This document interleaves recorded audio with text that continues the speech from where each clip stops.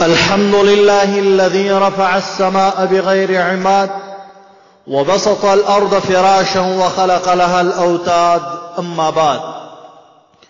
قرآن مکمل ضابطہ حیات ہے.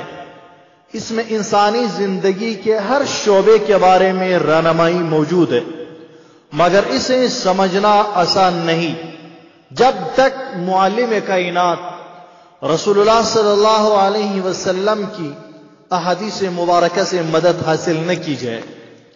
اس مسلمہ اٹل حقیقت کے برخلاف منکرین حدیث علی الاعلان کہتے ہیں کہ جی قرآن کے ہوتے ہوئے آخر حدیث کی ضرورت ہی کیا ہے؟ حدیث تو عجمی سازش کے تحت وجود میں آئی. رسول اللہ صلی اللہ علیہ وسلم کی وفات کے 200 سال بعد احادیث لکھی گئی، لہذا قرآن جیسے قطعی مقدم کلام کے ہوتے ہوئے حدیث کی کوئی ضرورت باقی نہیں رہتی. کبھی کبھی یوں بھی کہتے ہیں کہ کلام خالق کے ہوتے ہوئے کلام مخلوق کی ضرورت ہی کیا ہے؟ جواب: یہاں پہ 3 عنوانات کے متعلق بحث ضروری سمجھتا ہوں. نمبر 1 ضرورت حدیث، نمبر 2 حجیت حدیث، نمبر 3 تدوین حدیث. دیکھیے یہ بات روز روشن کی طرح واضح ہے کہ قرآن کا سمجھنا احادیث کے بغیر ممکن ہی نہیں. قرآن کو سمجھنے کے لیے ضرور بالضرور احادیث ہی کا سہارا لینا ہوگا. بغیر اس کے قرآن ہی کے دیے ہوئے شرعی احکامات پر آپ عمل پیرا نہیں ہو سکتے. مثال کے طور پر اسلام کے ایک اہم ترین رکن نماز ہی کو لیجئے. قرآن کریم میں کم و بیش 700 مقامات پر اس کا تذکرہ آیا ہے اور کئی مقامات پر اس کے قائم کرنے کا حکم دیا گیا ہے، جیسے کہ اللہ تعالیٰ کا فرمان ہے اقیم الصلاۃ، یعنی نماز قائم کرو. چنانچہ اب یہ سمجھنا کہ صلاۃ یعنی یہ نماز ہے کیا، اسے کس طرح کس طریقے سے قائم کیا جائے، یہ صرف عقل پر موقوف نہیں. اور اگر اس کا معنی سمجھنے کے لیے کتب لغت کی طرف رجوع کیا جائے تو وہاں صرف لغوی معنی ملیں گے. اس کے لغوی اور اصطلاحی معنی میں زمین و آسمان کا فرق ہے. الغرض اس کے اصطلاحی معنی ہمیں صرف رسول اللہ صلی اللہ علیہ وسلم کے اقوال، افعال اور احوال ہی سے سمجھ میں آ سکتے ہیں. اسی طرح قرآن کریم کے دیگر احکامات کو سمجھنے کے لیے نیز زندگی کے ہر شعبے میں ہمیں رسول اللہ صلی اللہ علیہ وسلم کی رہنمائی کی ضرورت ہے. اگر صرف قرآن ہی کافی ہوتا تو پھر مسلمانوں کو کیوں یہ حکم دیا گیا یا ایھا الذین آمنوا اطیعوا اللہ واطیعوا الرسول، یعنی اے ایمان والو اللہ کی اطاعت کرو اور اس کے رسول کی اطاعت کرو. مذکورہ آیات کریمہ میں اللہ تعالیٰ کی اطاعت کے ساتھ رسول اللہ صلی اللہ علیہ وسلم کی اطاعت کو بھی واجب قرار دیا گیا ہے.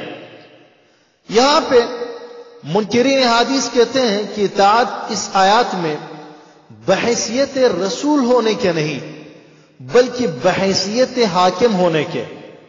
کیا کہتے ہیں کہ اس آیات میں اطاعت بحیثیت رسول ہونے کے نہیں بلکہ بحیثیت حاکم ہونے کے، یعنی تم اللہ اور اس حاکم کی اطاعت کرو جو اسلامی احکام کو نافذ کر سکے.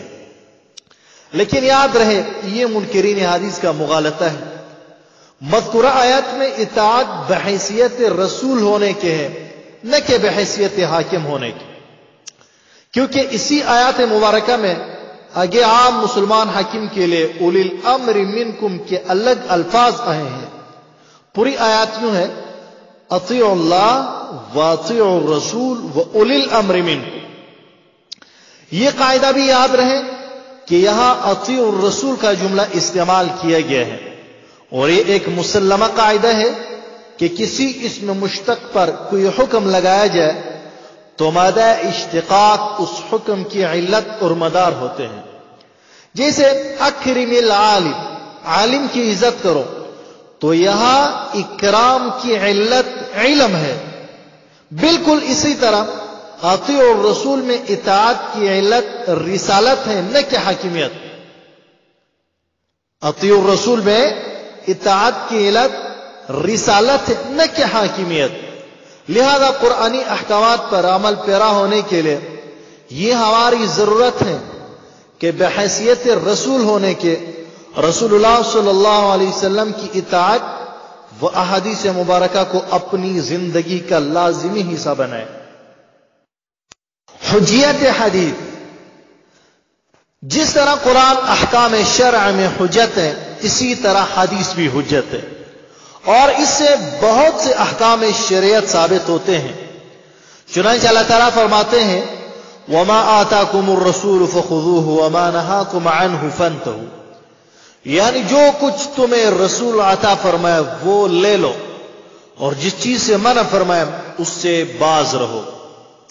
اس آیت سے یہ بات صاف معلوم ہو گئی کہ رسول اللہ صلی اللہ علیہ وسلم جو کچھ عطا فرمائے وہ لے لیا جائے، چاہے وہ قول کی صورت میں ہو یا کسی اور صورت میں. خذوہ صیغہ امر اس بات پہ دلالت کرتا ہے کہ آپ علیہ السلام کے فرمان پر عمل کرنا لازمی و ضروری ہے. اسی طرح سورۃ النجم میں اللہ تعالیٰ فرماتے ہیں وَمَا يَنطِقُ عَنِ الْهَوَىٰ إِنْ هُوَ إِلَّا وَحْيٌ يُوحَىٰ، یعنی رسول کوئی بات اپنی خواہش سے نہیں کرتے بلکہ جو کچھ کہتے ہیں انہیں وحی کی جاتی ہے. لہذا معلوم ہوا کہ احکام شریعت کے بارے میں رسول اللہ صلی اللہ علیہ وسلم کا فرمان وحی الہی ہے، اور یہ ایسا ہی ہے کہ رب کا حکم جاری فرمانا، اور یہ ایسا ہی ہے جیسے کہ رب کا کوئی حکم جاری فرمانا. ایک دوسری جگہ اللہ تعالیٰ فرماتے ہیں مَن يُطِعِ الرَّسُولَ فَقَدْ أَطَاعَ اللَّهَ، یعنی جس نے رسول کی اطاعت کی بے شک اس نے اللہ کی اطاعت کی. دیکھیں یہاں رب نے رسول کی اطاعت اپنی اطاعت قرار دی. اصل کلام یہ کہ حدیث تا قیامت حجت شرعی ہے، اور اس کا حجت ورا قرآن ہی سے ثابت ہے. بالفاظ دیگر ہم یوں بھی کہہ سکتے ہیں کہ حدیث کا انکار کرنا قرآن ہی کا انکار کرنا ہے. تدوین حدیث، منکرین حدیث کہتے ہیں کہ حدیث آپ علیہ السلام کے 200 سال بعد لکھی گئی، یہ عجمی سازش کے تحت معرض وجود میں آئی. لہذا ہم قرآن کے بالمقابل عجمی سازشی دین کو نہیں مان سکتے. دیکھیں یہ منکرین حدیث کی جہالت اور غلط فہمی ہے. تدوین حدیث یعنی حدیث کو جمع کرنے اور لکھنے کا سلسلہ رسول اللہ صلی اللہ علیہ وسلم کے زمانے سے لے کر تبع تابعین تک مسلسل جاری رہا. اگرچہ ابتدائی دور میں آپ علیہ السلام نے صحابہ کرام کو احادیث لکھنے سے منع فرما دیا تھا، کیونکہ ابتدائی دور آیات قرآنیہ کے نزول کا دور تھا. لہذا اس دور میں صرف قرآن کریم ہی کو ضبط تحریر میں لانا اہم ترین کام تھا. اس لیے آپ علیہ السلام احادیث کے لکھنے سے منع فرماتے تھے تاکہ قرآن اور احادیث میں التباس واقع نہ ہو جائے. چنانچہ آپ علیہ السلام نے ابتداءً فرمایا تھا لا تکتبوا عنی ومن کتب عنی غیر القرآن فلیمحہ، یعنی میرا کلام نہ لکھو، جس نے قرآن کے علاوہ مجھ سے سن کر لکھا وہ اسے مٹا دے. دیکھیں مسلم شریف کتاب الزہد جلدوم صفحہ 414. لیکن جون ہی نزول قرآن کا سلسلہ ختم ہوا، التباس کے خطرات باقی نہ رہے، تو آپ علیہ السلام نے کتابت حدیث کی اجازت دے دی. چنانچہ امام ترمذی رحمہ اللہ حضرت ابو ہریرہ رضی اللہ عنہ سے روایت کرتے ہیں کان رجل من الانصار یجلس الى رسول اللہ صلی اللہ علیہ وسلم فيسمع منه الحديث فيعجبه ولا يحفظه فشكى ذلك إلى رسول الله صلى الله عليه وسلم فقال استعن بيمينك وأومأ بيده إلى الخط. یعنی انصار میں سے ایک آدمی آپ علیہ السلام کی بارگاہ میں حاضر ہوتا، آپ علیہ السلام کے ارشادات سنتا اور بہت خوش ہوتا، لیکن آپ علیہ السلام کی ارشادات و احادیث کو یاد نہیں رکھ سکتا تھا.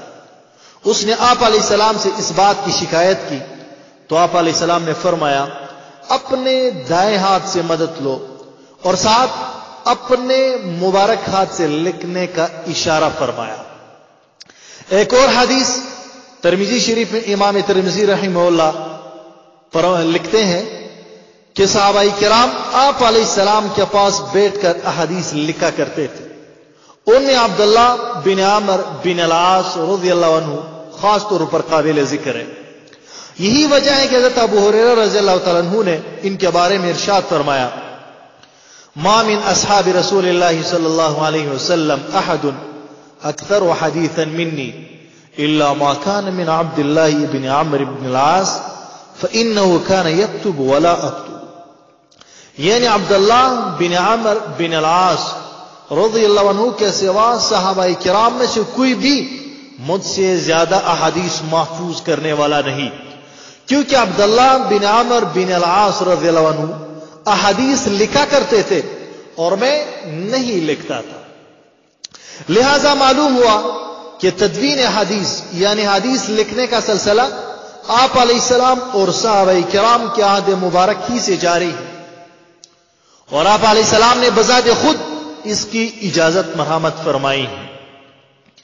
صحابہ کرام کی طرح تدوین حدیث کا یہ سلسلہ تابعین اور تبع تابعین کے دور میں بھی جاری رہا۔